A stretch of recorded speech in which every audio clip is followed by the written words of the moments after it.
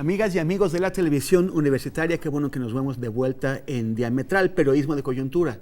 Yo soy Temoris Greco y estamos con una periodista muy querida como persona, pero también muy querida por su trabajo profesional, Lidiet Carrión, que entre otros trabajos, bueno, ha publicado el libro que es lo que nos trae a todos aquí ahora, es La fosa de agua, es sobre la violencia contra las mujeres, los feminicidios, en varios casos de feminicidios que son todos estremecedores y que también pues es muy fuerte el tema del trabajo que ella hizo hablando con las personas que han sido o que están alrededor de las víctimas de estos crímenes espantosos. Lidiet, muchísimas gracias. Hola, muchas gracias por la invitación a ti. Gracias por... Pues es un gusto siempre tenerte por aquí. ¿Qué pasa en el Estado de México? O sea, en el país empezamos a enterarnos del tema de los feminicidios en Juárez, ¿no?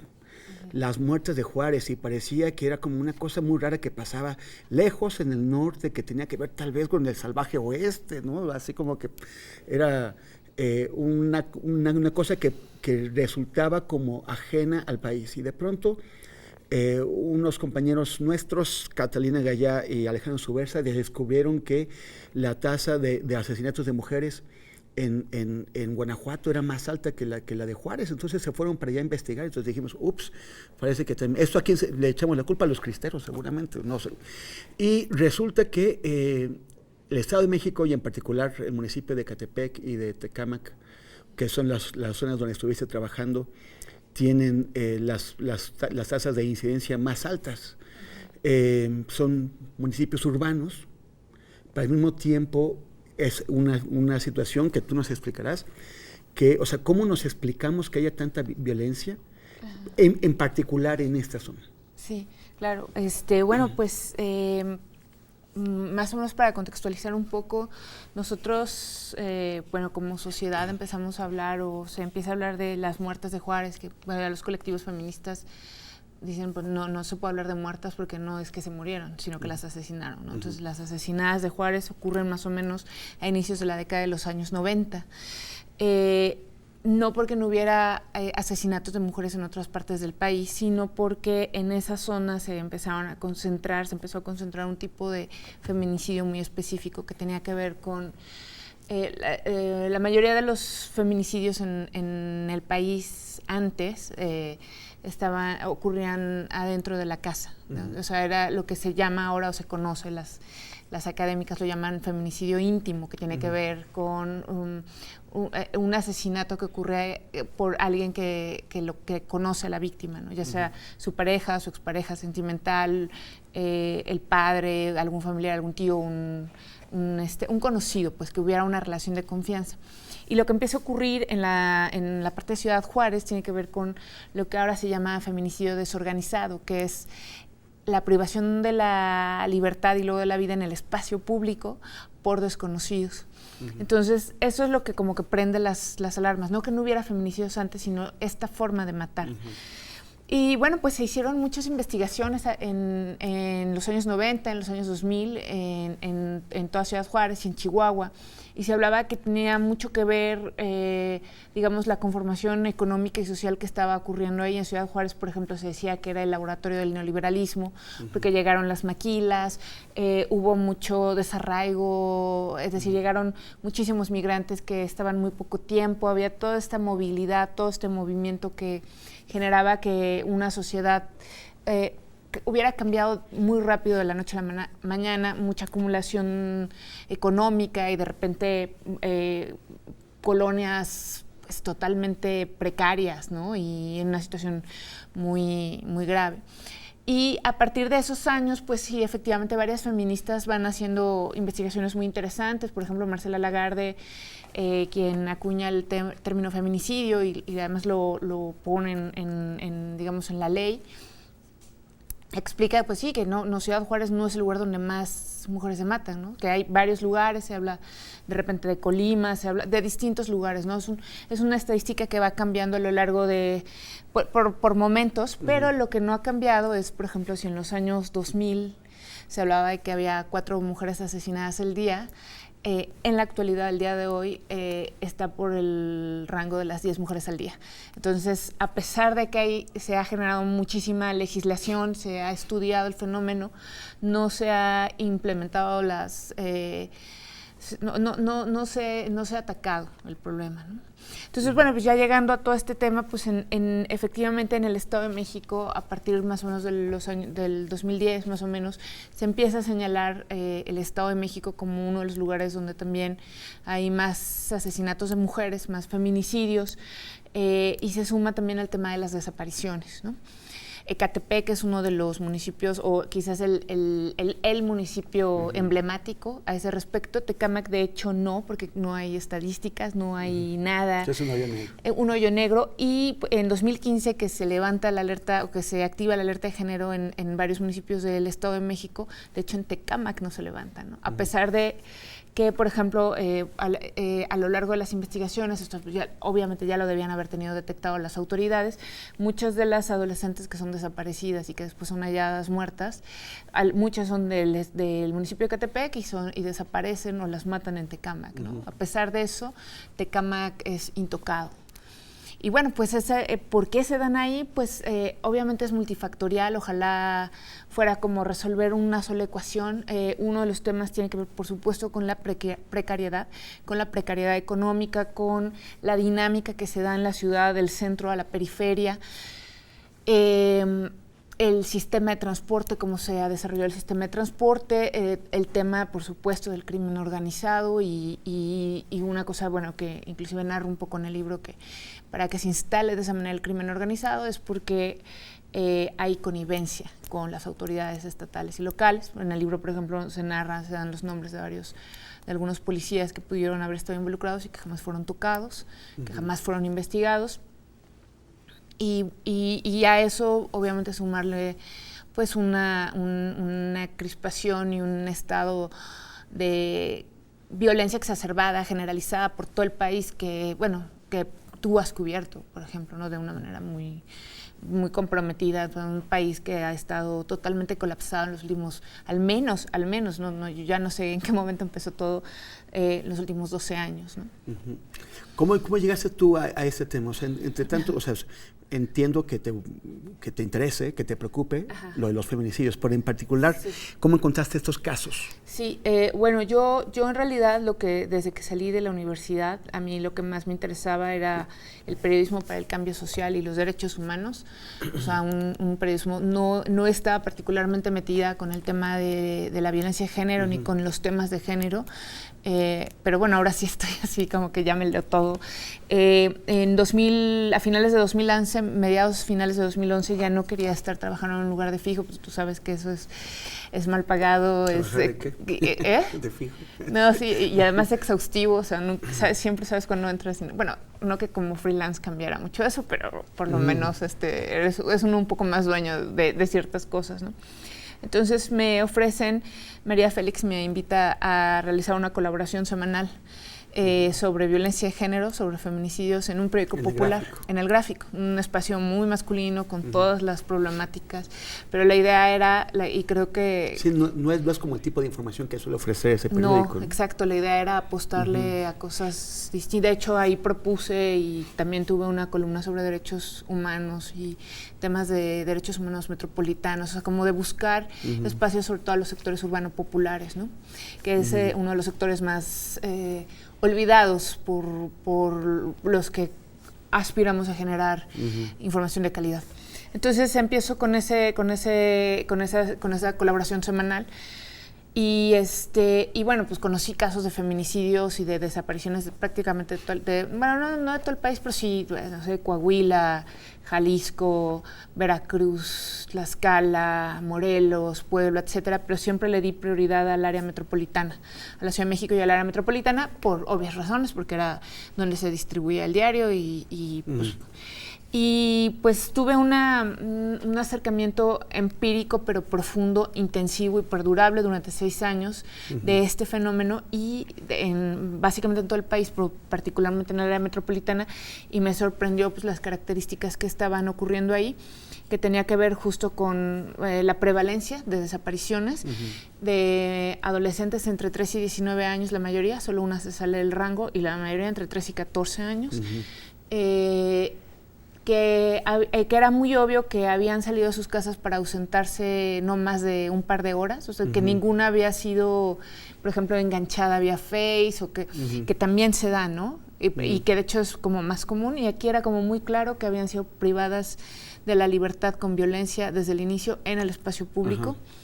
Y luego, bueno, pues hay datos que van saliendo, pues que habría casos que podrían estar vinculados, porque del celular de una de las desaparecidas mandan mensajes al celular de los papás de otra, y así en varias ocasiones.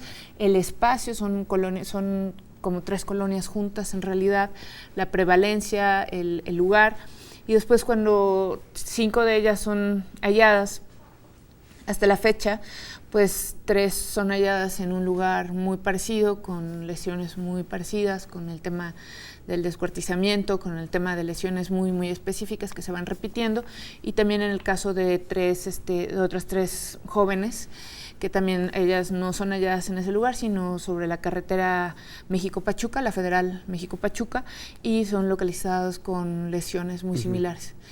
Entonces, pues todo eso te habla de, bueno, pues que hay de que hay muchos indicios o cosas que te pueden indicar que, bueno, pues que no es una, o sea, sí, obviamente no estoy menospreciando, pero que más allá de una recurrencia por el tema de la violencia contra la mujer en términos generales, pues que podría haber ahí algo que requeriría desarticular una estructura de crimen organizado que además está atentando directamente contra menores de edad en su mayoría. Oye, estamos a punto de ir a la pausa, sí, pero rápidamente, en un minuto, ¿por qué se llama la fosa de agua? Pues porque había una fosa clandestina en el río de los Remedios. O sea, el río es la fosa. Una de ellas, sí. Bueno, vamos a ir a una pausa. Estamos conversando con Lidiet Carrión, autora de La Fosa de Agua, sobre los feminicidios en México y en particular en la zona que ella trabajó en este libro, que es Ecatepec. Feminicidios desde el corazón de las tinieblas. Seguimos conversando con Lidiet Carrión, autora de La Fosa de Agua. Lidiet, el tema de cómo tratar periodísticamente a las víctimas es uno de los más complejos, ¿no? Siempre los periodistas y las periodistas estamos buscando la forma de tratarlas, de llegar a conseguir la información, pero al mismo tiempo de no pasarnos, de no violentarlas cuando estamos indagando los casos, de no violentarlas otra vez cuando estamos escribiendo o presentando sus historias. ¿Qué te ha permitido tu experiencia aprender sobre cómo conocer los casos, conocer a las víctimas y presentarlas? Bueno, obviamente igual fue un proceso muy largo para mí, también muy doloroso. Yo, como te platicaba, siempre me había interesado el tema de los derechos humanos, entonces más o menos tenía algunas nociones, bueno, no algunas, sino que tenía nociones de derechos humanos, pero sí el tema de la violencia de género es un poco distinta, ¿no? Primero, pues hay que tener como, sí, herramientas sobre derechos humanos, ¿no? La presunción de inocencia, inclusive contra los imputados, todo este tipo de cosas, ¿no? De guardar la identidad de agresores. En el caso por ejemplo, de la violencia de género, y de la mayoría también es guardar la identidad de la víctima, excepto en ocasiones muy específicas, por ejemplo, pues cuando están solicitando la localización, la ayuda para la localización de una persona, pues se tiene que dar, pero en otras ocasiones no es tan adecuado, donde para mí ha sido como muy, muy claro que debe ser con muchísimo cuidado con el tema por ejemplo, de víctimas que son rescatadas de trata, o víctimas de violación o de violencia sexual, tiene que ser con muchas pinzas. Entonces, cuando empecé a acercarme a todo esto, ahora sí que tuve que capacitarme otra vez y buscar, y bajé varios manuales sobre entrevistar a víctimas, por ejemplo, a sobrevivientes de violencia sexual, y vienen cosas como muy básicas, pero que de pronto, si tú estás metido en una sociedad totalmente patriarcal, puedes no percatarte que estás violentando, ¿no? Por ejemplo, en el caso de que una persona decida o acceda a narrar una agresión que sufrió, lo adecuado no es preguntarle nada, sino dejar que ella narre lo que quiera narrar, lo que deba narrar, sin llevarla al estado de llanto, de revictimización. Una cosa que hacen mucho, por ejemplo, aquí, sobre todo las televisoras, ¿no? Cuando buscan ocasionar llanto ya sea a familiares de víctimas de feminicidio, o a gente que está buscando a sus hijas, como buscar lo de la lágrima fácil, pues no, eso es súper revictimizante y tampoco ayuda al lector, al espectador, al que se está informando, a entender verdaderamente el drama, ¿no? Otra cosa es, por ejemplo, entender que como se escribe, es muy distinta la manera en cómo se escribe de las mujeres que de los hombres, ¿no? Las mujeres siempre, igual por una cuestión patriarcal, siempre se habla sobre sus características físicas, cuando en muy pocas ocasiones se habla así de los hombres, ¿no? Entonces, una premisa que decían es, si no tiene caso si no tiene pertinencia para el tema que se está tocando, decir o calificar el aspecto físico de una mujer, pues es nada que ver, ¿no? O sea, es revictimizante. Y por supuesto, pues hay una parte también muy, ¿cómo se llama? Una cosa que aprendí no cubriendo violencia de género, sino haciendo coberturas en este país, pues es que lo más desagradable que hay es ir a entrevistar gente a un funeral, ¿no? Es lo peor que hay. O sea, el lugar equivocado. No, pero lo hacen muchísimo. O sea, a mí como periodista me tocó ir a cubrir, no sé, muchos funerales, y en ese momento llegan a entrevistar. Es la cosa más violenta que existe, ¿no? Y se suele, por ejemplo, obviamente, y eso es una tendencia, revictimizar a la víctima como echándole la culpa, ¿no? De si estaba vestida de tal manera, de si andaba con otra persona, de si tenía una relación extramarital, entonces, bueno, pues eso sigue ocurriendo, a pesar de que se dice mucho que eso no es relevante, que la víctima nunca va a poder tener la culpa de que le hayan hecho algo. Sigue ocurriendo en la prensa, en los medios en general. Y por otro lado, otra cosa que aprendí es que uno tiene que evaluar con muchísimas herramientas y con mucha cabeza fría qué cosas publicar y qué cosas no en determinado momento, para no afectar una investigación, ¿no? Y eso va de la mano, por ejemplo, con los familiares, pero muchas veces uno tiene que cuidarlos, porque la gente, a diferencia de los políticos, que saben que tienen un asesor que les está diciendo qué se puede publicar, qué no se puede publicar, qué deben decir en qué momento, etcétera, la mayoría de los familiares van solos, no tienen un abogado que les está diciendo, oye, cuidado con esto, cuidado con lo otro. Entonces, esa parte se tiene que rechecar, y ahí es necesario, bueno, pues obviamente es necesario tener un editor, al menos un editor confiable, inteligente y con herramientas para poder discutir estas cosas. Y ante la duda, yo he optado mejor por no publicar. O sea, prefiero que se me vaya una nota, que se me vaya algo, a afectar a una persona, a una investigación. Ahora, tú has decidido que no te vas a quedar solo en la historia de las víctimas. También has intentado en tu libro tratar de entender el lado de los victimarios, ¿no? Pero también es una cosa difícil, espinosa, cómo abordarlo desde el momento de cómo te va a afectar a ti. Claro.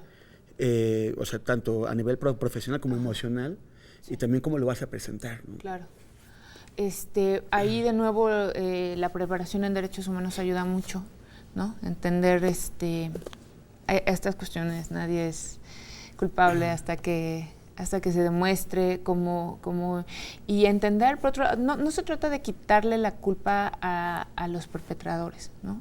O sea, sí son, pues no sé, unos asesinos, pues, pero cuando un país tiene es que ya no sé en cuántos muertos vamos, 120 o 140, ya no sé. Sí.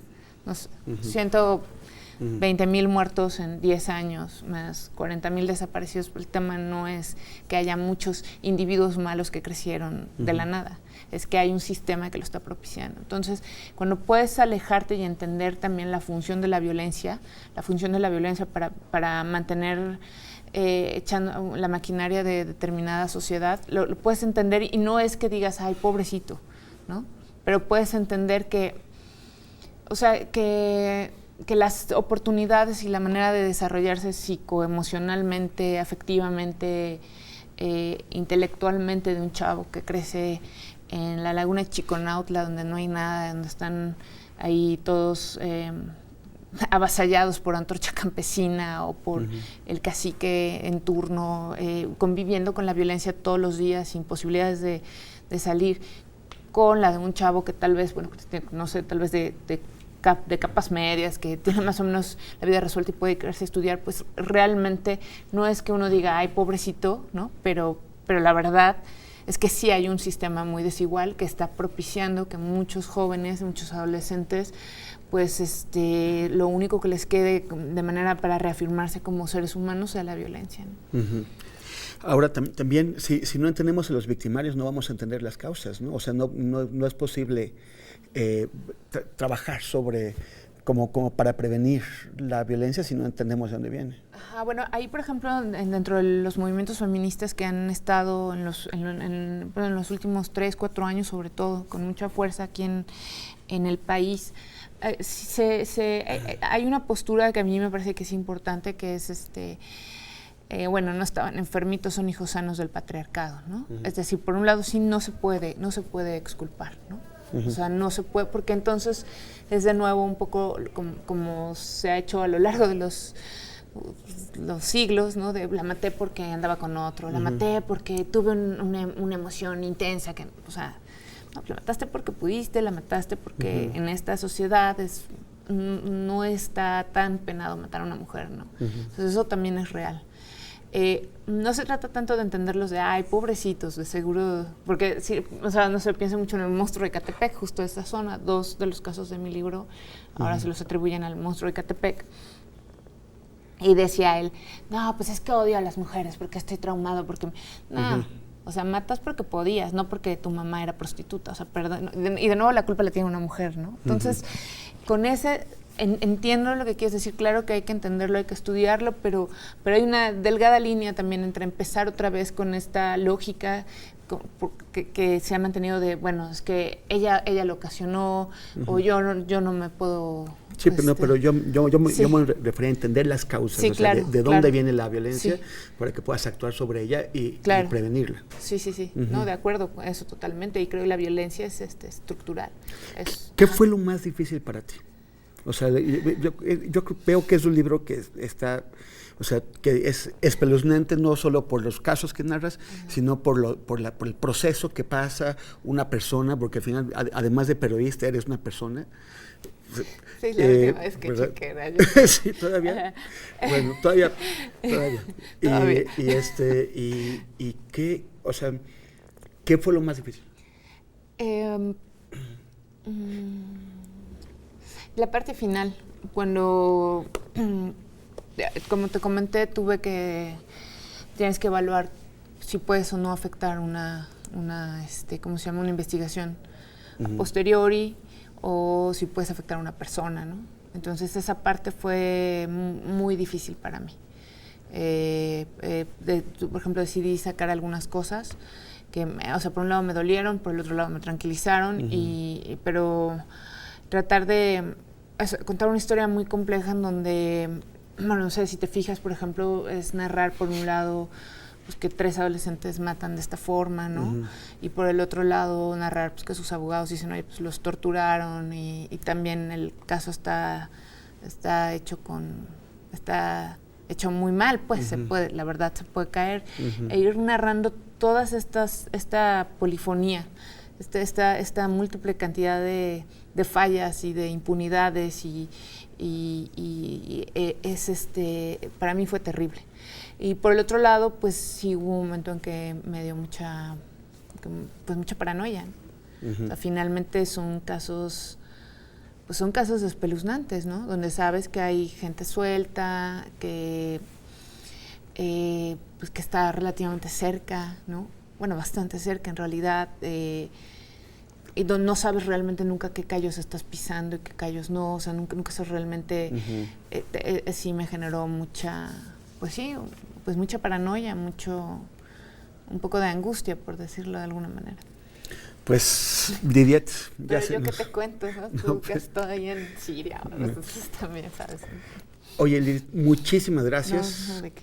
Y gracias también por tu trabajo, qué bueno que estás aquí, qué bueno que viniste a presentarlo, y pues invitamos a todos y a todas a ir a conseguir la fosa de agua para conocer un poco más, no solamente sobre este aspecto de la tragedia nacional, sino también sobre cómo se puede hacer un gran periodismo en México y contribuir a que esa sociedad se conozca mejor y conozca sus traumas. Muchas gracias, nos vemos el próximo sábado aquí en Diametral Periodismo de Coyuntura. Yo soy Temorisco.